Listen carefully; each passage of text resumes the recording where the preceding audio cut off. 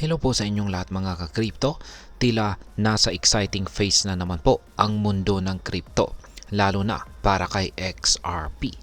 Ayon po kasi sa mga eksperto, mas malapit na raw itong umabot sa kanyang bagong all-time high or ATH kaysa sa inakala ng marami.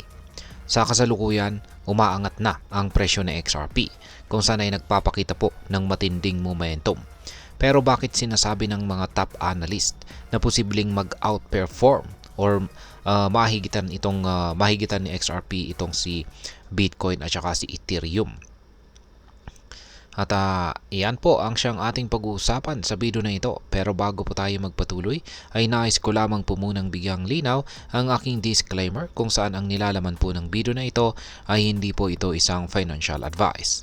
For education and information purposes lamang po ang layunin nito. Ano nga ba ang nangyayari sa presyo ni XRP ngayon?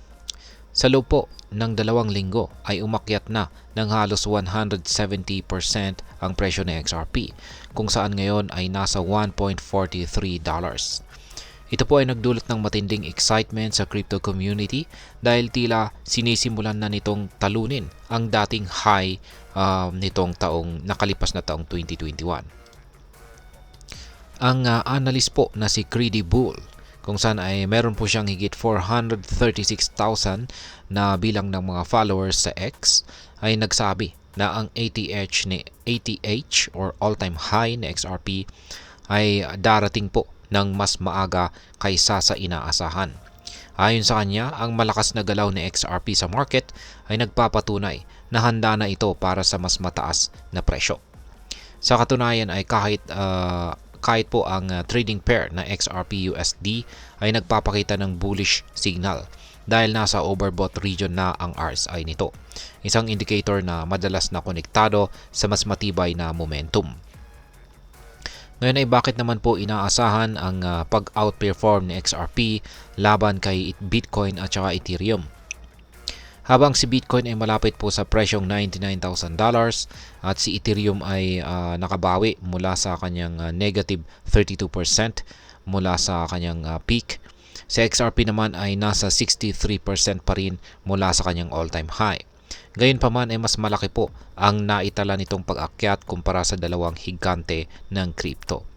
Si Bitcoin ay umakyat po ng 55% sa nakaraang 90 araw or 90 days. Si Ethereum naman ay nagpakita ng 21% na growth at si XRP ay tumalon po siya ng 94% sa parehong panahon. Kaya bukod pa rito ay ang XRP Ethereum na trading pair ay nakitang naabot muli ni XRP ang isang critical level na inaasahang tataas pa ng 246% ayon po kay Credible. Ang target na ito, kung maabot, ay magdadala kay XRP ng mas malaking potensyal na tumalon papunta sa bagong all-time high. Ngayon ay ano po ang susunod na maring maging presyo ni XRP? Ayon po sa mga projections, ang susunod na target ni XRP ay nasa mga $2. Kapag nalampasan po ni XRP ito, yan, ang presyong $2, asahan ang mas mataas na presyo na maaring lampasan ang dating all-time high nito sa presyong $3.84. Ang ganitong galaw ay possible dahil po sa bullish signals tulad ng malakas na RSI momentum. Ang RSI ni XRP ay nasa overbought region na kung saan ay nagpapahiwatig ng patuloy na upward movement.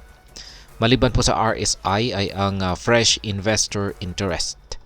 Marami pong bagong investors ang pumapasok sa XRP market habang nagiging mas bullish ang mga balita. At ang panghuli ay ang market sentiment. Positibo ang pananaw ng mga eksperto lalo na sa malapit ng marisolba na isyu ni Ripple laban kay SEC. Ngayon ay ano naman po ang kahulugan nito para sa atin bilang mga Pinoy crypto enthusiast. Kaya unang-una ay maaari po itong makapagbigay ng opportunity para magkaroon ng gain. Kung matagal ka na pong nag-hold kay XRP, ang kasalukuyang bullish trend ay isang pagkakataon para makita ang pag-angat ng iyong portfolio. Yan, maliban sa opportunity para makakuha ng gain ay ang mabilis na pag-angat ng presyo. Kung plano mong magdagdag ng XRP sa iyong holdings, maaaring ito na ang tamang panahon habang hindi pa ito umaabot sa kanyang all-time high. At ang panghuli ay ang regulasyon. Habang patuloy po na inaayos ang issue ng Ripple sa US, posibleng makita natin ang mas malinaw na regulasyon sa crypto na magdudulot ng mas maraming adoption yan, sa buong mundo or hindi, at yan kasama po ang Pilipinas niya. Ngayon ay ano naman po ang masasabi ko tungkol dito? Ang malakas po na momentum ng XRP ay malinaw na sinyales na hindi dapat po baliwalain ng mga investors ang potential nito. Ang bullish signals pati na ang positibong pananaw ng mga analyst ay nagpapahiwatig na handa na pong mag-breakout itong si XRP. Ngunit bilang isang investor, mahalagang maging maingat at suriin ng mabuti ang market conditions. Tandaan, ang crypto po ay nananatiling volatile at hindi po garantisado ang kita rito. Kaya mag-invest lamang ng pera na kaya mong mawala at huwag pong kalimutang mag-research. Yan, kung isa ka pong Pinoy crypto enthusiast, ito na ang tamang panahon para pag-isipan kung paano mo gustong i-maximize ang kasalukuyang galaw na XRP. Kaya ibahagi po ang iyong opinion sa comment section sa ibaba at huwag pong kalimutang mag-subscribe para sa mas marami pang mga updates. At ayan, marami pong salamat sa panonood. Ingat po tayo lagi at God bless po sa ating lahat.